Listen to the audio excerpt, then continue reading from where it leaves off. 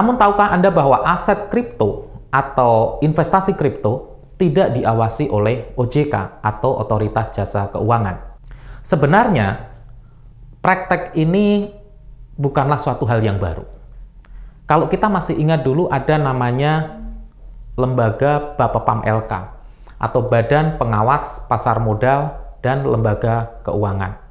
Lembaga ini juga di bawah kementerian, yaitu Kementerian Keuangan. Tapi sekarang sudah melebur ke OJK.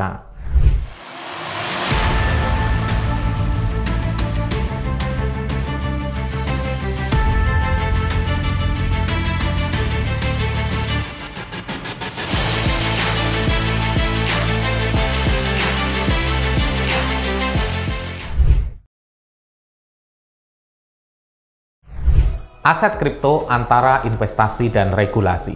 Siapa yang berhak mengawasi? Siapa yang tidak tahu investasi kripto? Aset kripto saat ini banyak digemari oleh para investor seperti Bitcoin, Polkadot, Solana, dan sebagainya. Namun tahukah Anda bahwa aset kripto atau investasi kripto tidak diawasi oleh OJK atau Otoritas Jasa Keuangan? Lalu siapa yang mengawasi aset kripto di Indonesia?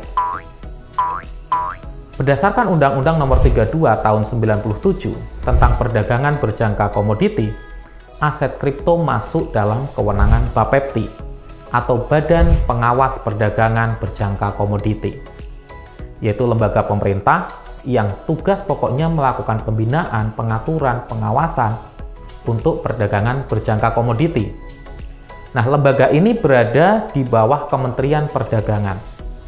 Dia dipimpin oleh seorang pejabat tingkat eselon 1. Mungkin timbul pertanyaan, mengapa tidak lembaga sendiri seperti OJK misalnya? Atau mengapa di bawah kementerian? Sebenarnya, praktek ini bukanlah suatu hal yang baru. Kalau kita masih ingat dulu ada namanya Lembaga Bapepam LK atau Badan Pengawas Pasar Modal dan Lembaga Keuangan. Lembaga ini juga di bawah kementerian, yaitu Kementerian Keuangan. Tapi sekarang sudah melebur ke OJK. Sehingga kalau kita lihat di dalam struktur OJK, di sana ada namanya Departemen Pengawas Pasar Modal. Jadi di dalam hal ini, yang kita lihat adalah fungsinya, bukan posisinya di mana lembaga itu. Lalu apa yang dimaksud dengan perdagangan berjangka? Perdagangan berjangka adalah perdagangan yang berkaitan dengan jual beli komoditi. Di sana ada penarikan margin dan dengan penyelesaian kemudian berdasarkan kontrak berjangka atau kontrak derivatif. Jadi OJK dan Bapepti itu kewenangannya berbeda. Bapepti kewenangannya melakukan pengawasan terhadap perdagangan berjangka komoditi, sedangkan OJK atau Otoritas Jasa Keuangan dia melakukan pengawasan, pengaturan di situ untuk sektor perbankan, pasar modal, asuransi, dana pensiun, dan sektor jasa keuangan lainnya. Ini jelas berbeda antara Bapepti dan OJK. Bapepti di bawah kementerian, OJK lembaga negara independen sendiri berdasarkan Undang-Undang Nomor 21 Tahun 2011. Nah, sekarang pertanyaannya, aset kripto itu diatur di mana? Sedangkan di dalam Undang-Undang Perdagangan Berjangka Komoditi tidak ada disinggung soal aset kripto. Jadi memang benar, aset kripto tidak ada di dalam Undang-Undang Nomor 23 Tahun 97. Peraturan mengenai aset kripto di Indonesia baru diatur, baru ada tahun 2021. Tepatnya melalui Peraturan Bapepti Nomor 8 Tahun 2021. Jadi peraturannya baru-baru saja dan baru rame belakangan ini. Kenapa relatif baru? Karena investasi kripto di Indonesia juga masih relatif baru. Lalu apa yang dimaksud dengan aset kripto?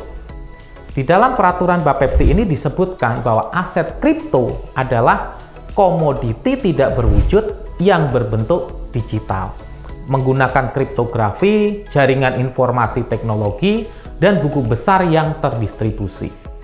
Untuk mengatur penciptaan unit baru, memverifikasi transaksi, dan mengamankan transaksi tanpa campur tangan pihak lain. Nah, dengan adanya peraturan Bapepti ini, sekarang transaksi jual beli aset kripto di Indonesia dapat dilakukan melalui pasar fisik aset kripto yang ada di bursa berjangka. Ingat, bursa berjangka, bukan bursa efek. Jadi aset kripto di Indonesia diakui sebagai komoditi. Komoditi yang tidak berwujud, yang dapat diperdagangkan melalui pasar fisik aset kripto tadi. Sehingga pengawasan perdagangan aset kripto ini menjadi kewenangan Bapepti, bukan OJK. Meskipun ada yang mengatakan sebaiknya diawasin OJK saja, karena investasi kripto kan menggunakan sistem keuangan. Ya, memang benar kita pakai sistem keuangan dalam berinvestasi. Boleh-boleh saja, tapi kita tetap harus berpegang pada regulasi yang ada. Jika nanti dipandang perlu misalnya, karena ada kebutuhan yang mendesak, jadi Bapepti misalnya mau dijadikan lembaga sendiri yang independen seperti OJK, bisa saja. Dia lembaga khusus yang mengawasi perdagangan berjangka komoditi, dia bisa melakukan penyidikan misalnya kalau ada tindak pidana di sana, itu bisa lebih bagus juga. Karena akan lebih cepat dalam penanganan misalnya ketika ada tindak pidana. Dan itu juga nanti akan bisa mencegah adanya pelanggaran-pelanggaran yang ada. Nah, hal inilah yang dinantikan oleh masyarakat, khususnya kepastian hukum ketika terjadi permasalahan di bursa berjangka ini. Nah, saat ini kalau kita bicara investasi, ya, kita tidak hanya bicara soal produk saja, melainkan juga bicara soal kepastian dan integritas pasar, termasuk para aktor kebijakan yang terlibat di dalam perdagangan aset kripto. Mereka harus terjaga integritasnya. Kalau tidak, bisa dipastikan aset kripto ini tidak akan lama lagi. Dan orang pun enggan untuk berinvestasi di sana. Karena apa? Integritas menjadi satu hal yang penting di dalam investasi itu sendiri. Dan itulah yang dinantikan masyarakat, ada jaminan tidak? Sehingga perlu sekali aktor-aktor yang terlibat di dalamnya perlu menjaga integritasnya sehingga masyarakat mau berinvestasi untuk aset kripto khususnya.